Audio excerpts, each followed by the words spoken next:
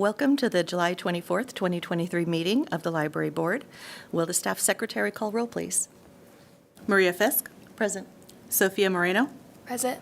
Lakshmi Rao, Present. Kayla Scott, Eileen Speaker, Here. Kim Ryan Unidad, Will Board Member Moreno please lead us in the Pledge of Allegiance?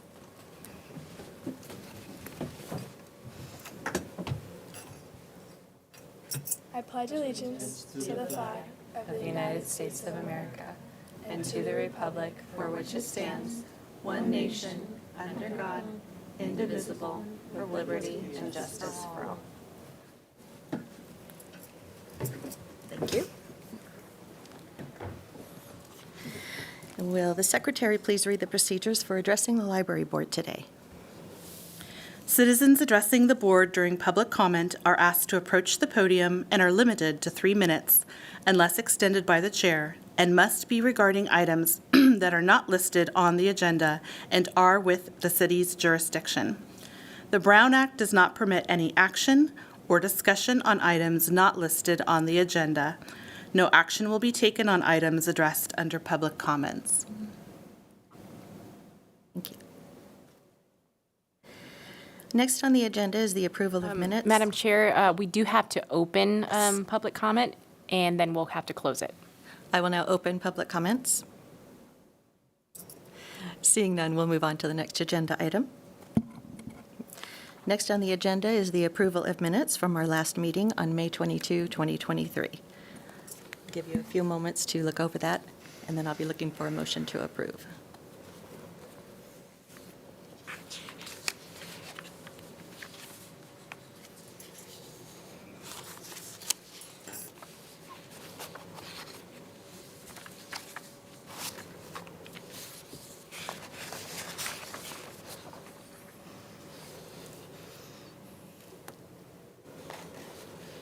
I'll move to approve the minutes. I second it. Take a vote. All in favor? Aye. Aye. All opposed? Thank you. Motion passes. Moving on to the next section. Next on the agenda item is item 6.1, the Libraries and Culture Report. City Librarian Natasha Martin will provide an overview of the current projects. Madam Chair, do you mean item 7.2? Oh, 6.1. 6.1. we all have 6.1. Oh, 7.1. is it 7.1 or 6.1? Yeah, 7.1, I thought, yeah. Okay. The agenda that I'm looking at skips over item 6, which is the consent calendar. It goes then to item 7, which is request/presentation. I believe you have the one Natasha sent out before I put it on Novus. Thank you. Good evening, everyone. You have a copy in front of you of the report. I just want to review a couple of the items on that this evening and talk about the highlights that we had in this fiscal year and give you a preview of some things coming up this new fiscal year. If you look at a few of the statistics that I've gathered for you here relating to our visitors, you'll see that we had a 24% increase in library visitors this fiscal year versus last fiscal year, with a total over 363,000 this year. For program attendance, a huge increase in that, 149%. So over 46,000 people attended library programs at our 3 locations this year, and that also includes our outreach programming as well. We did hire an additional full-time librarian, as you all were aware of, and so we were able to really ramp up the number of youth and children's programs that we offered. And that was one of the goals of our strategic master plan as well, to increase library programming. So we very successfully achieved that. Our digital download, so this is our e-content, we saw a 21% increase in that. So that could be ebooks, e-audio, streaming. And also our total library materials owned, almost 1.3 million items. And that is almost a 10% increase over last year. So we're back from COVID. We're on track to where we were pre-COVID as far as our annual increases. Obviously, our population is growing in Roseville, the number of visitors that we're seeing going up. Our families are coming into the libraries, and this is all due to the success of our staff responding to customer needs and reaching out and serving customers and providing the materials and services that they've requested. So we're very pleased to see those numbers here for this fiscal year.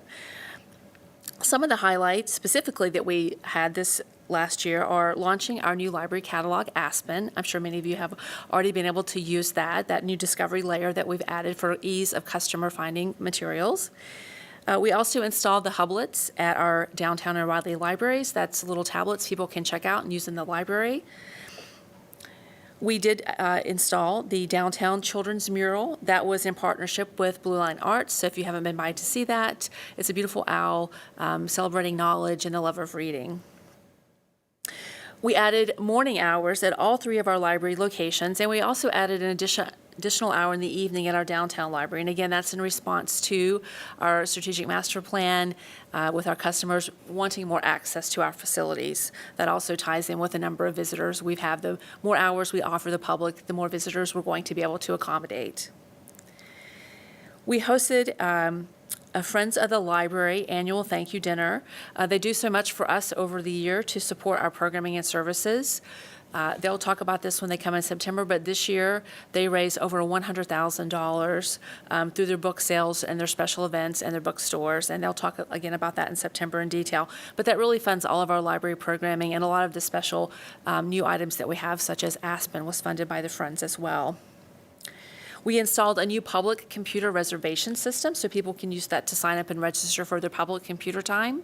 They can also use that now to pay for the printing that they do. It has a print release function. It also has a function where you can schedule something from home or from your personal device or through the library's Wi-Fi, and then you can come in and print that there as well.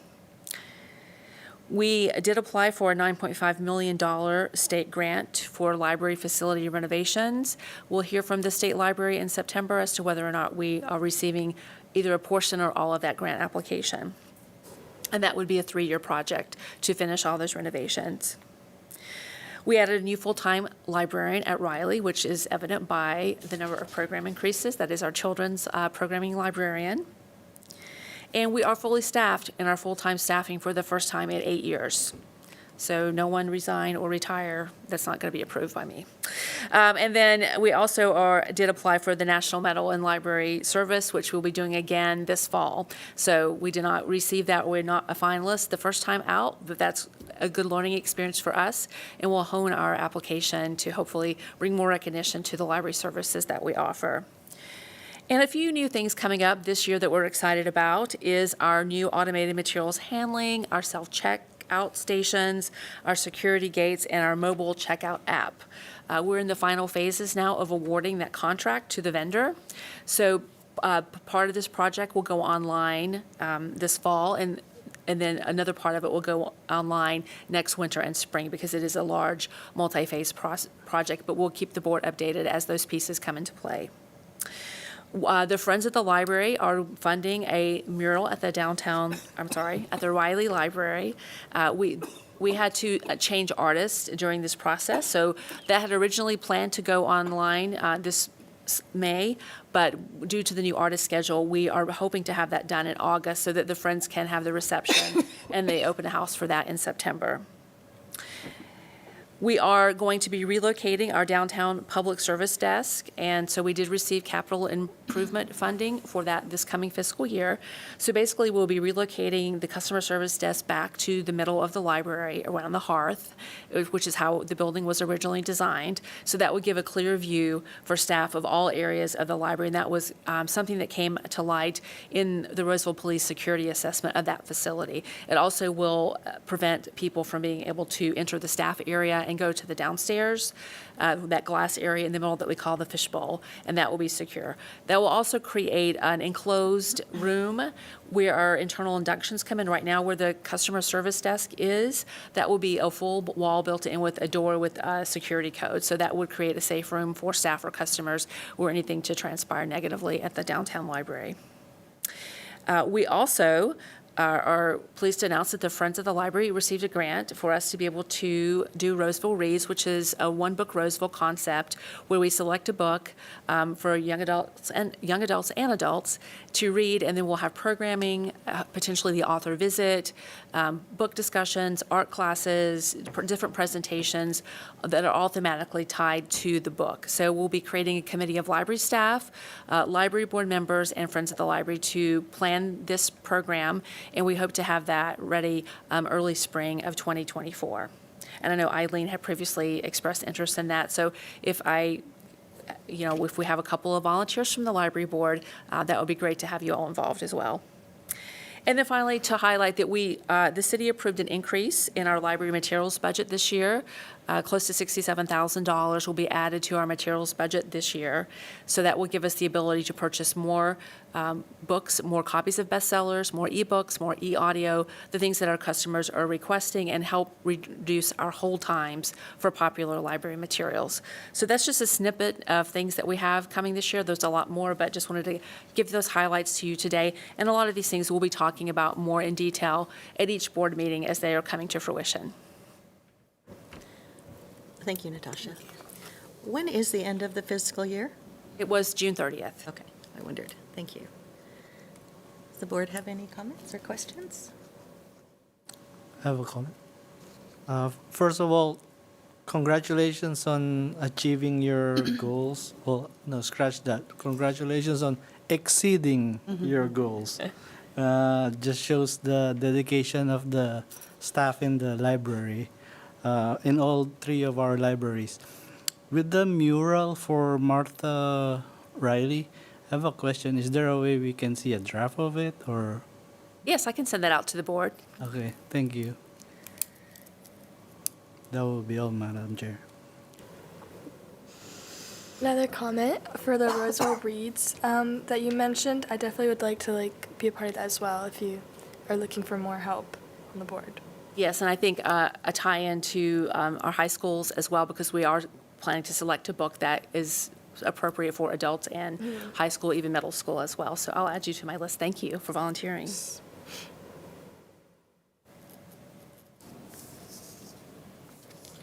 I'd be happy to volunteer too, if we're taking volunteer offers at the moment. You can add me also.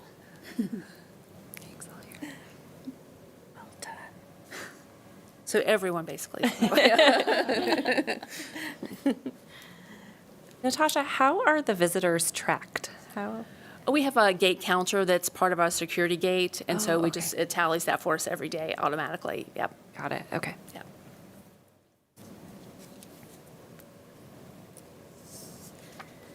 Any other board comments? I'd like to open this to public comment now.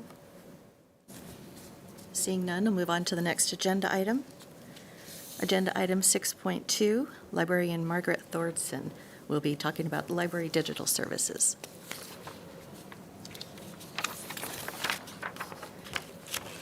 So I would like to highlight a couple of the digital services that we have added for our patrons in the past year since the last time I was invited to speak to the library board. So I picked my my favorite three, and so the first one that we'll be speaking about is Fiero Code. And then we added Craftsy to our Libby offerings and BBC programming on our Canopy streaming service. And may I have the next slide? Okay. So these are things that are exciting and new. We, of course, have many, many other offerings that are available digitally. So Fiero Code is provided by EBSCO, and it is a learn-to-code software for, I'm going to say youth. They say 8 through 18.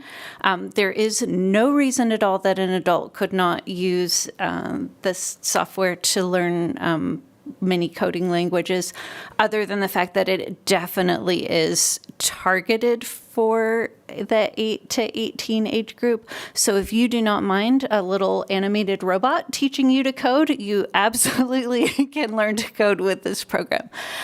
They are also planning on introducing some lessons that are much more targeted for adults in the near future. But it's available to anyone with a library card, and it's definitely something that anyone could use. But with that gamified experience, it is very much targeted for kids.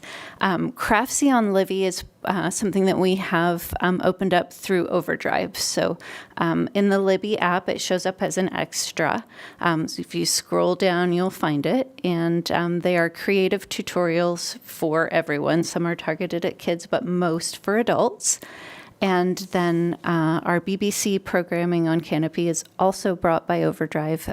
It does show up as an extra in the Libby app, but if you are using your app on a small device to read, you may want to access Canopy unless you really love that small screen experience for viewing on a desktop computer, or send it to your television, because wherever you access it will be where it plays. May I have the next slide? Okay, so Fiero Code, as I mentioned, is designed for youth ages 8 to 18, but could be used by anyone. We're essentially offering it in 3 modes. So you can access it from any computer with your library card. And so it is a self-guided experience if you're doing it that way. Create an account, pick what you want to learn, and start working through those lessons. We are also offering in-person Fiero Code camps. We had a few over the summer, and there will be some more in the fall. I am super excited about the fact that because we purchased this as a resource that's going to be available to everyone, came out of collection development funds. So we were able to reduce the amount that we charged Roseville residents for attending these camps from $80 to $0. So it is now a free camp for those kids. Sorry. I'll just continue to say a few more things about it. They also, within the Fiero Code setup, anyone who's created an account has the ability to participate in the international coding competitions that they run. So you'll be invited to participate in quarterly contests in both coding and robotics, that anyone who has an account can submit their project and be entered to win the prizes that are available in those. And that is at no cost to the library whatsoever. Those are internal to the Fiero Code program. And I'll take the next slide now. So Craftsy is found in the Libby app, and what patrons will do is get a 7-day access pass by signing in with their library card number. The 7-day pass allows them unlimited access to all of the tutorials. So essentially the library pays one price for the 7 days of access for that patron, and they can watch as much of the content as they want. The content is either single video lessons, or in some cases, multi-lesson lesson plans that'll walk you through something as complicated as, let's say, couture hand sewing, or as easy as making pizza dough. There are multiple categories, and I listed them all there. More are being added all the time. So some activities like yoga, definitely a lot of fiber crafts, which is how it was something that I knew about, and something for everyone. I have a librarian that I work with who told her children that they had to do at least one tutorial from the Fun for Kids every day for the next 2 weeks. So you can use it to entertain your children. Nice. And the BBC content on Canopy is not the newest. We opted into BBC content back in October when it was offered. It is something that we had to opt into because it's a slightly higher cost to the library per play than the play credits that we had initially signed up for. But it has been, since October, BBC content is we have the most number of plays for BBC content over any other provider that we have on Canopy. So you can stream on your computer, on your mobile device, or TV. And I do also have some. So I mentioned that BBC Studios content was the highest, let's call it circing, because that's the word that I usually use, above Great Courses, Weston Woods, which is our, their illustrated, animated children's books, and above Paramount Pictures and above PBS. So those are our top 5 with the BBC content right at the top there. More than half again as much as the Great Courses. And I am happy to answer any questions that you would like about any of these resources, or actually any of our other digital resources. Thank you, Margaret. I'd like to open it up to board comment. So, I'm interested in the Craftsy. You said it is available for 7 days. What happens if you want it after 7 days? Then you would just log in again. Oh, every 7 days you just log in with Yeah. the same ID and everything? Exactly. So essentially it's 7 days is what the library pays for. So you log in once, and anything that you watch during those 7 days, we only pay that one login. And then if you log in again after those 7 days, we pay another, it's $2.99. So it is unlimited for you. Thank you. Interesting.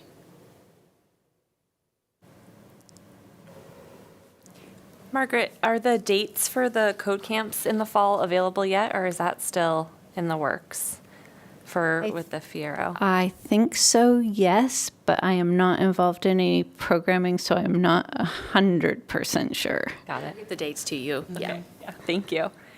These are all really exciting and much appreciated as the end of summer is here and kids are bored. So thank you. I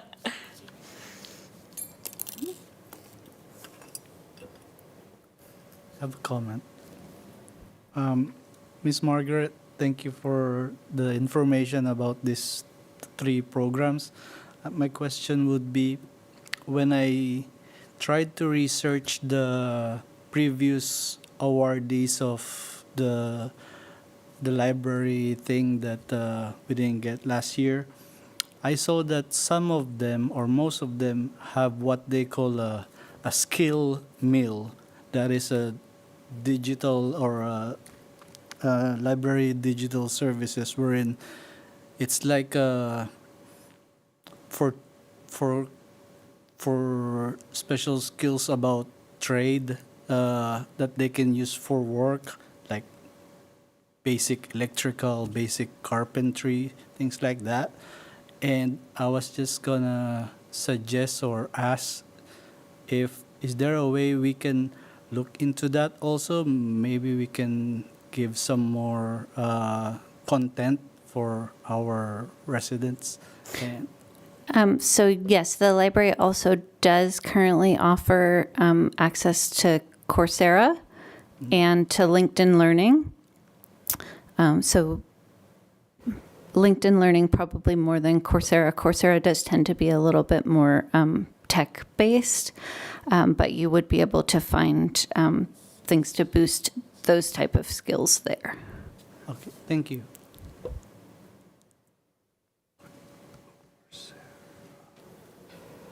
Are there any more board comments or questions? Okay. I'd like to open this to public comment. Seeing none, we'll move on to the next agenda item. Moving on to item number 7, board member, commissioner, staff report. I'd like to open this to board comment.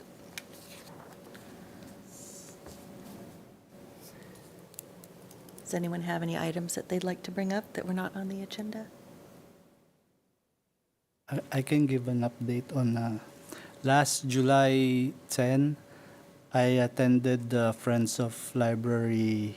I think it's their annual meeting, and just to show support because they've been supporting the library of the city of Roseville for I think almost 50 years. And Natasha even mentioned that some of the program of the library they are funding it. A lot So, of programs, I think. they just, I think most of their officers were re-elected, so it's going to be their second term.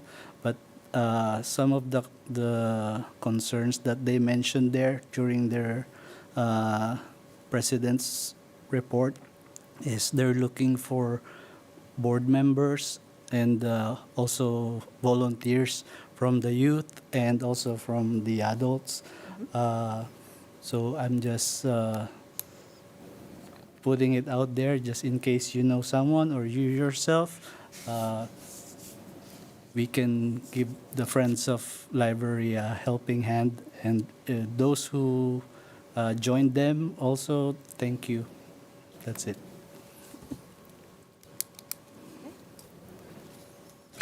Thank you for the information. Sure. Anyone else?